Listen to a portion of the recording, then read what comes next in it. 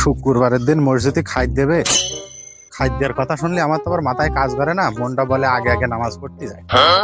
যাই হাতি যখন দেবে দেরি ফিরে আর লাভ কি, আগের কাতারে গিয়েই বসি।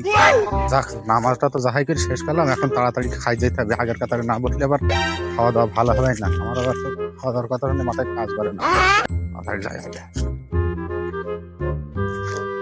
এই নামুল, আজকে মসজিদে খাই দেবে, যাবি না খাতি? ভাই আমি তো নামাজ পড়তে যাইনি, খাতে যাবো না আজকে। এই তুই কি বললি খাতে যাবে না মানে? নামাজ পড়তে যাইনি তা খাতে যাবো কি করে? মন্দির ছেলে।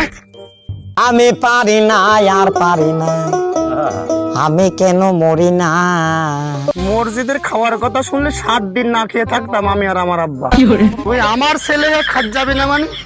আব্বা তোমার নাম নূর ইসলাম রেখেলো কিটা? আমার আব্বা তোমার ভিতর তো কোনো ইসলামের সিটি ফুটায়নি, তা তোমার নাম নূর ইসলাম হইলো কি করে? সুমন্দির ছেলে বললে কি রে?